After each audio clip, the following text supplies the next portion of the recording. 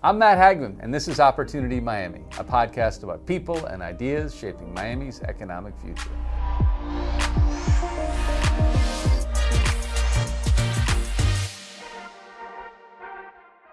How can augmented reality, or the metaverse, shape the future of work and education? Peggy Johnson, CEO of Magic Leap, explained AR's true potential when it comes to how we interact with technology.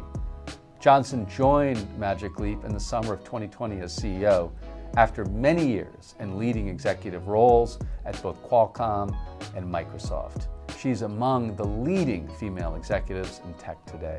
And under her leadership at Magic Leap, the company recently launched Magic Leap 2, its latest augmented reality headset.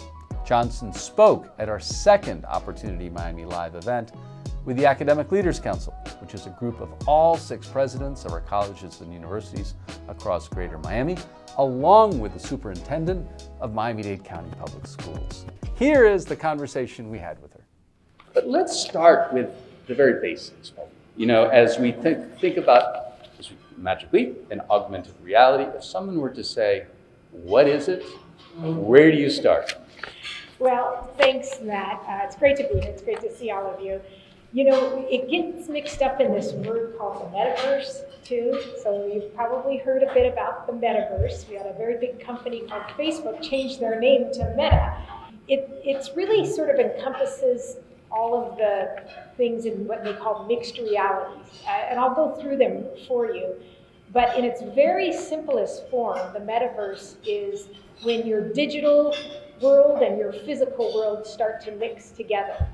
And in some ways, it's here already. I always tell the example, if you're trying to navigate to a building, you're walking around a big city, when you're looking at your phone and it's showing you a digital line, how to get there, that's an example of the metaverse. Your digital world and your physical world are mixing.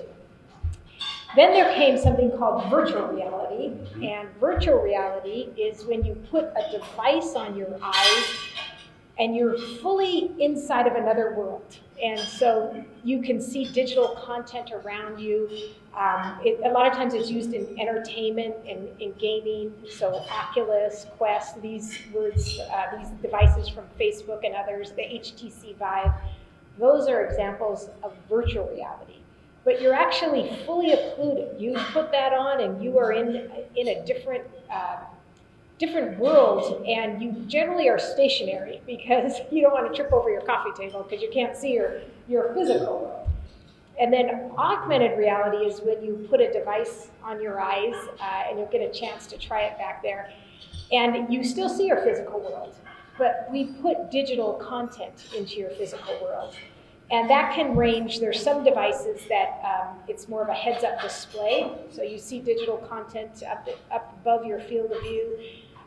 We are actually fully immersive, so that content, we know the boundaries of the room that you're in, we know that there's tables here, and I can actually put content on that table and on that table and something way back in the corner. And it just lives there.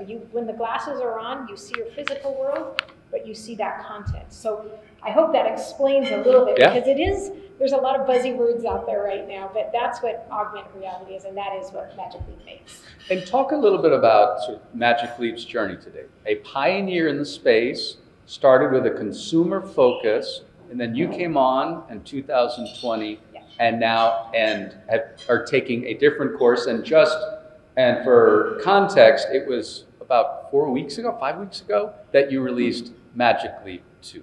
Correct. Yeah. So the company's been around in South Florida-based company in Plantation, since about 2010. And the founder was an amazing visionary named Roni Abovitz. And he had this idea that we could make he and the team could make an optical device that tricked your eyes into thinking that digital content was sitting in your physical world. And the first machine, we still have it at our facilities in Plantation. It's an old Motorola cell phone factory. And it's big, it's massive. And, but it placed that digital content in your field of view. And then over time, they made it smaller, but their original focus was, Matt, it was consumer. And in some ways, it was easier to show people a consumer application because they got it right away. And some of you may have seen they filmed in a gym and they showed a whale coming out of the floor of a gym. I remember that. Yeah. That's the iconic example that they showed. They ended up making a fabulous product in Magic Leap when it actually did that. It put digital content in your physical world. The problem with it is it was a little early. It was sold alongside other mobile phones in an AT&T store to consumers, but it was large. There wasn't a ton of content for it, and it cost quite a bit. And the mobile phone sitting next to it could do a lot more. And so it was a little bit of an early days. The tech was great, but the ecosystem around it wasn't there. So along comes 2020, and the company had already made the decision we should probably focus just on enterprise, because businesses were buying it and building applications for their own companies and using it in their companies. And when I came in, the entire pivot then happened. The next generation product was built with enterprise in mind.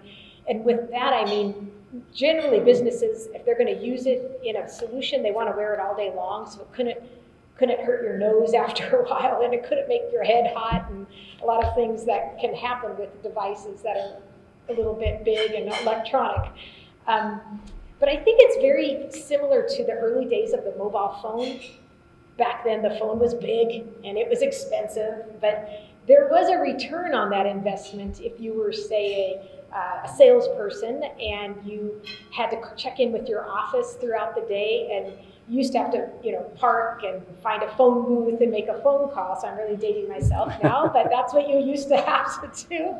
And then you could just make a phone call from your car. So there was a return on investment for businesses to buy mobile phones then. That's the stage that we're at right now with augmented reality. There's a lot of solutions that can be built right now in the enterprise space. And we've made the device smaller and lighter, but it probably still isn't something you'll see people walking the streets with. You'll see it in just a minute. But eventually we will get back there and come back to what I believe will have to be a glasses format. Very lightweight, and the electronics will just be integrated right into the glasses. And that's coming, but to get the fully immersive effect, we're going to need more integration of parts and silicon in the device, but it will be here. And I guess if there's sort of one takeaway for all of us as we leave here today, when we leave here today, to take with us is the contention is this will be a ubiquitous part of daily life for each one of us eventually, like the cell phone. Exactly, and I always like to think of it, sort of pre-Google search and post-Google search. Pre-Google search, you went and looked at encyclopedias, and you had the ABC book. And with my big family, they always got out of order, and there wouldn't be the D book when you needed to look up something that began with D. But anyway, all that went away with Google search and then other search engines now. And you almost think, wow, what did we do before then? Or even what did we do before mobile phones? How did you ever meet up with people at a concert before mobile phones? You had to be very specific. Yeah. And so that is the course and the trajectory that this technology is on. At some point, I think people will look back and say, remember when we didn't augment our view? And why I say that is because now you're doing it now with mobile phones. Everybody's augmenting your physical world with what you're learning from that little screen. But when you think about it, you're looking down, your hands aren't free. What I'm talking about is that same power being now on your eyes and your hands are free. So you could be walking along and get notified. You've got a few emails. You want to call someone here. Where am I trying to go? Oh, a digital line will just be drawn right in front of your eyes to the building you're going to. It won't take the place of your physical world, but it will be a tool to augment your physical world. Wow. Yeah. Well, let's talk about now with Magic, sort of the here and now for the moment, and with Magic Leap 2. What are the use cases right now? How do you see people using this? And obviously, initially, this is in the enterprise, not a consumer device. Yeah, so, and really just a small part of the enterprise right now. Any company that's involved with sort of 3D visualization of something, so CAD companies and drawing companies, any company doing any sort of in-depth training, those are the early use cases. So a couple examples of that, we have a manufacturing facility in the Midwest who used it to shorten the time it took to bring a factory worker up and online and having the ability to put them right out onto the factory floor. It used to take them 3 weeks. It was an in-classroom sort of education. You know, there was manuals, there was overhead projector, there were things that augmented the in-classroom experience.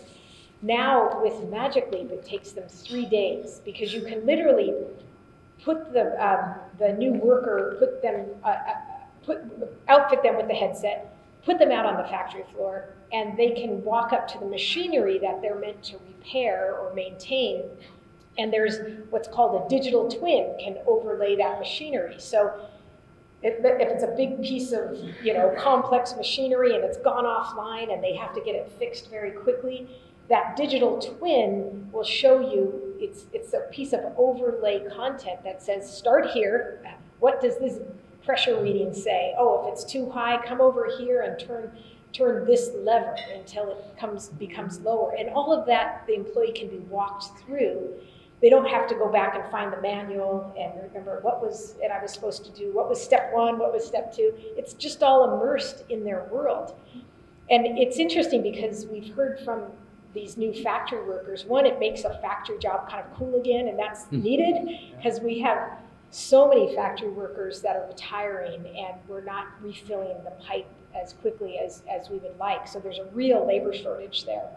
But the other thing is it tends to empower the worker much earlier and they feel better. I mean, think about it. If you were trained on something 6 months ago and now the device has gone down and every minute counts, you know, and you're like, okay, wait, where's my manual? I've got to go back to get the manual and bring it over. Now you put the device, the Magic Leap device on, you walk up to the machine and it walks you through the steps to do.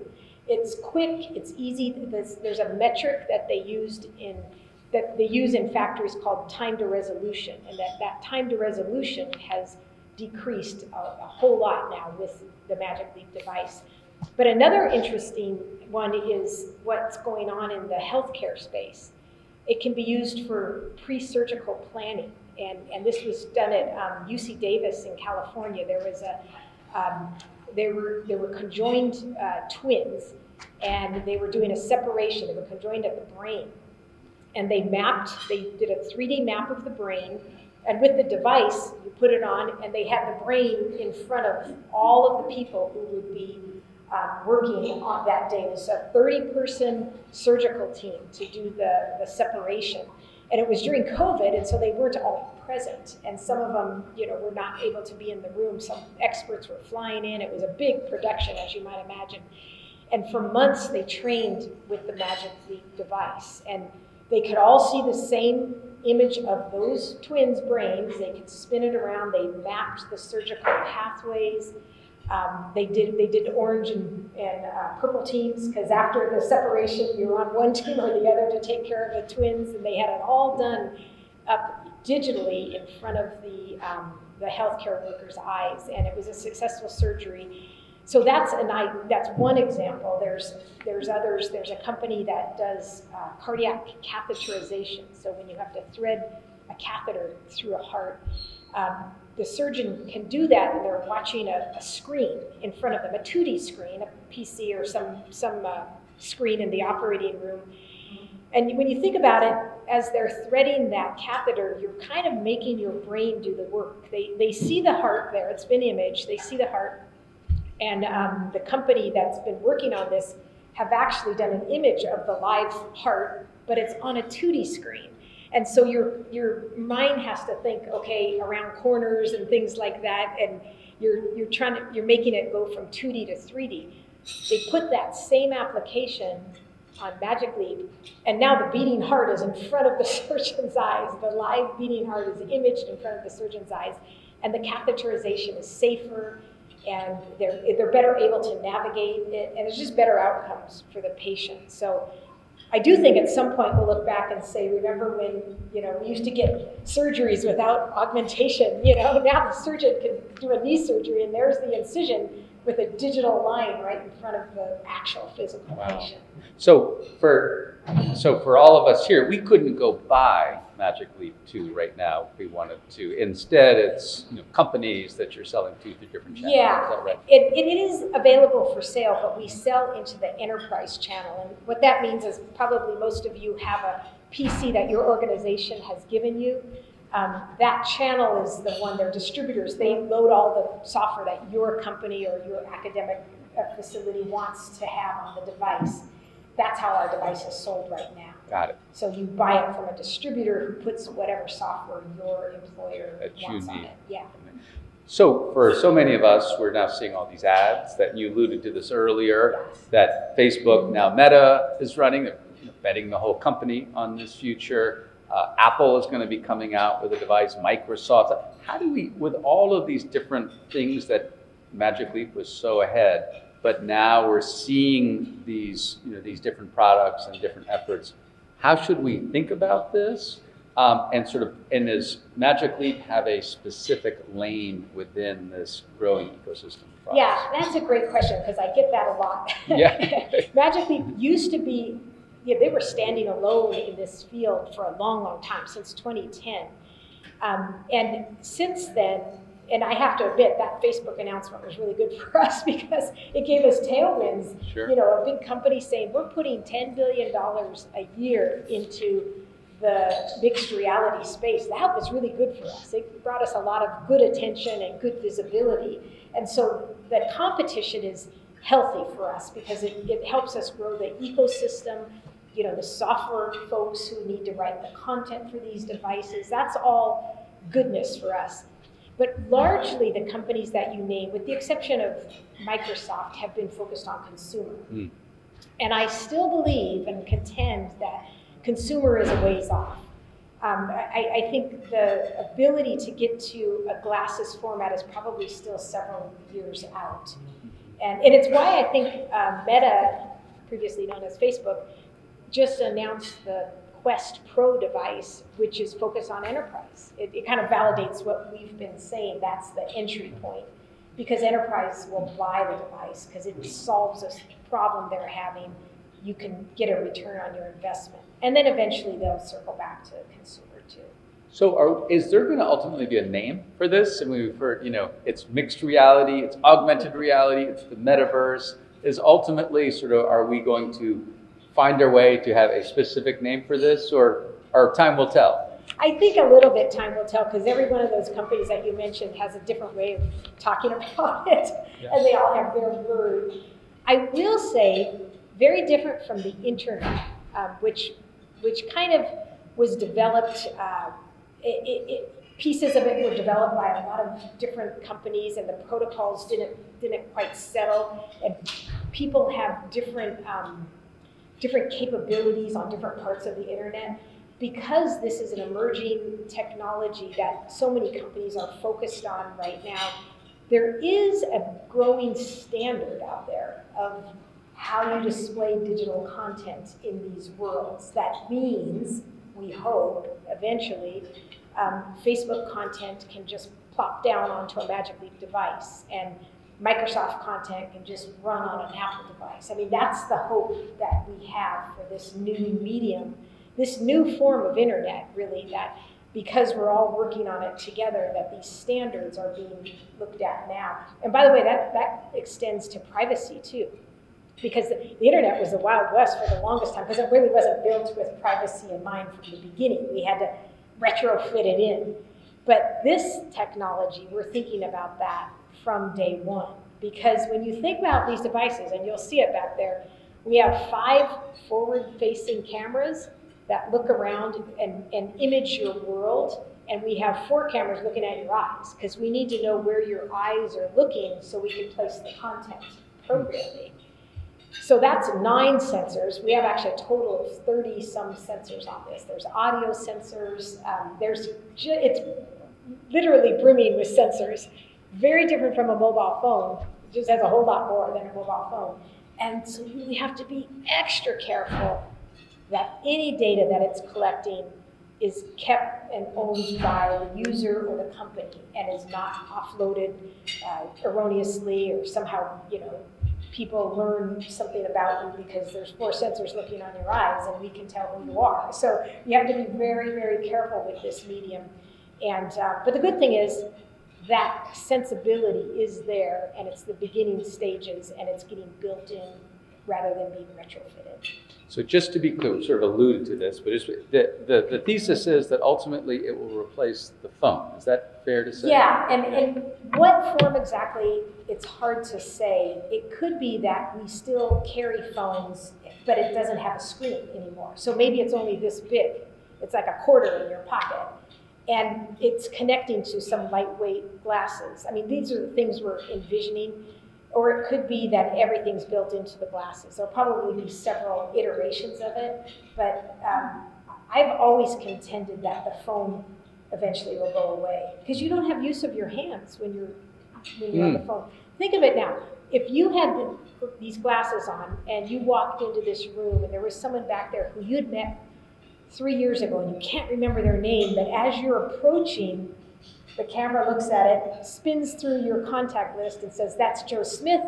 You met them at this conference 3 years ago. It can tell you that in your ear, because we have audio as well. So, I mean, I would like that because I can never remember where I met someone, and particularly their name. The faces I usually remember. But that's the sort of augmentation that we can give people, and that's easier than quickly saying, I remember his name was Joe, and then trying to look up quickly in your contacts. Like, now your focus is down. This technology does give you a heads-up view of your world again. We're back in the physical world, and it's the content that you use and rely on is just embedded in that physical world. Now, to live in this future a bit more, is this a future where every one of us us gathered here at lunch are all wearing glasses? Or is this something that ultimately a contact lens on the eye? That's exactly where it's going. There's already 3 or 4 companies in the space that are making augmented reality contact lenses. Now, they're very, very early, but they do have the ability now they can do kind of like a heads-up display, which is a lightweight version where there's just a little bit of content in your field of view, but you're viewing it from a contact lens.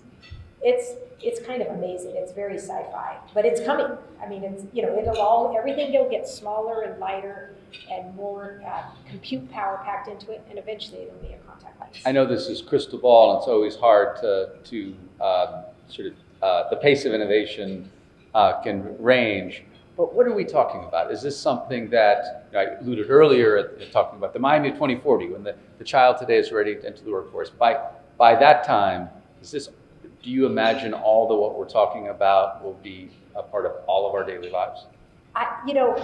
It's going to be out there a ways. The contact thing, sort of the ubiquitous augmentation, it's probably a decade off. And I think even consumer in this space is probably 5 years off. But again, it's just all dependent on how quickly the componentry can get into a single chip. So my old company was Qualcomm, and they're the chip that's in almost everybody's mobile phone here. It was, mobile phones were big because all of the little parts were another chip. Yeah. And over time, they integrated all of those chips into a single ASIC, they called it, a system on a chip, a single chip. There's some other chips around it, but largely it's just one big chip inside your phone now. And it used to be about, I think it was 600 parts at one time inside a mobile phone, which is why they were big. But now they're small, and that's where we're going with this technology too. So one of the interesting things about Magic Leap is that you manufacture the device here in South Florida. This is not Crazy. At like Foxconn in China. This is here in South Florida. And you've talked about how an opportunity that is in front of us here in South Florida is to being a hub for augmented reality. Yeah, so just a bit about that factory, because if you didn't know it, it is amazing that there is a factory in South Florida that does this highly complex feat of magic, really, because on one end of the factory is glass substrate, you know, a big chunk of glass comes in, and on the other end, these highly specific optical lenses come out. The device back there actually has, they're called pancake lenses. You put several lenses together that do all sorts of different things, and we have 32 of those lenses that are packed into a very, very small end shape. So at the other end of that factory, those lenses come out. And, you know, the other thing about it, because I have to brag a little bit about that team there, in a factory you have something called a yield rate. It's like if a piece of product comes in the one end and, you know, how many come out the other end. And our yield rate is super high. It's 92%. It's super high. And I know why that is a meaningful number, because years ago at Qualcomm we used to make mobile phones, and you know, on a good day it would be about 50%. You know, it was hard, and we were making them in La Jolla, California. Wow. Mobile phones in La Jolla, California. They do a fantastic job here with a super high yield rate. So I guess the point being, it's a top class factory that we have right here in South Florida. But the opportunity you alluded to is, this is the beginning of a new medium, and there's a lot of money flowing into the space from a lot of big tech companies. Right here, right now, we can make South Florida a center for mixed reality, augmented reality, virtual reality. We need content builders. We need more people to work on the next generation products too. So we have hardware and software engineers there. But that ecosystem I was telling you about, we need more content developers who can develop the solutions that will come to life when you put the device on your head. And it's a developer that looks a little bit like a gaming developer, because gamers make very good 3D images. Now they're displayed on a 2D screen, unless you have an Oculus from Facebook. But it's that same sort of thing. They need a little bit of creativity and a little bit of software prowess. And those things together make a great augmented reality developer. And I think that's the opportunity here for South Florida. We have great educational institutions here, and steering some kids this direction. I can tell you there is a demand. The other day someone said, you know, with all the layoffs in the tech industry, you guys must be doing great, because we always have a long list of open recs for, you know, optics engineers and AR, people who know AR and VR. And it's like, no, they're laying off in other areas of their company, not in AR, VR. That is more competitive than ever. So what do we have here? We have a fantastic environment in South Florida. We have fantastic weather. It's a great business environment. So these are all the things that when they're saying, do I want to, you know, live in another area of the country and work for company X or here, we have a lot to offer right here. And so that I think is the opportunity. Coming from a job at Microsoft where I reported to the CEO of Microsoft, Satya Nadella. I ran biz dev for Microsoft. And it was during COVID, and I kind of just had this aha moment that said, I've always wanted to be a CEO. I just saw that there's an opportunity at Magic Leap in an area I love. And I've always loved augmented reality, going back to my Qualcomm days. I'm going to take that job. Do you know how many people called me up and said, are you crazy? Yeah, like, are you crazy? You have the best job in the industry. You're running biz dev for Microsoft. Yeah. And I'm like, absolutely not. I want to be a CEO. You know, there's so few female CEOs too. It was very meaningful for me that I showed my daughter that women first could be CEOs, and you could be CEO in a tech field. You know, right?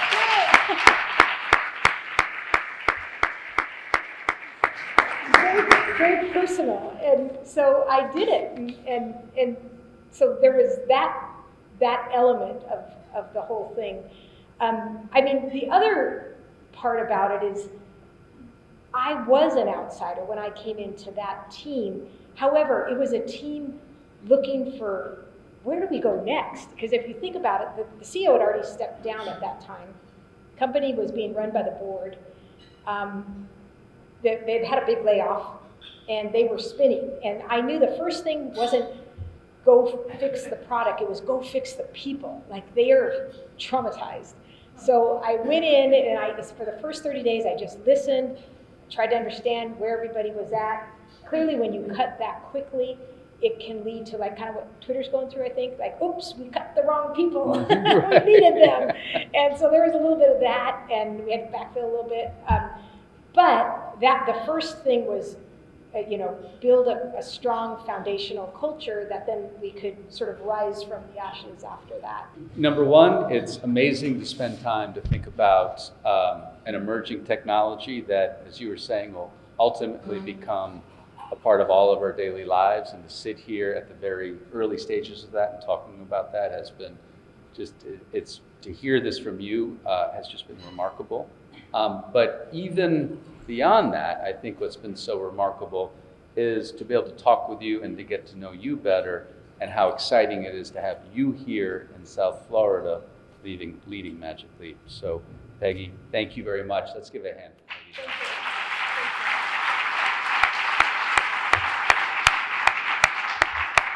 Opportunity Miami is powered by the Miami-Dade Beacon Council. Thank you to our editorial managers, Suzette LeBoy. As always, you can reach us at next@opportunity.miami. We'd love to hear your thoughts, story ideas, people, trends, things that we should be highlighting in our community as it relates to our economic future. Thank you, as always, for watching and listening. Hope to see you soon.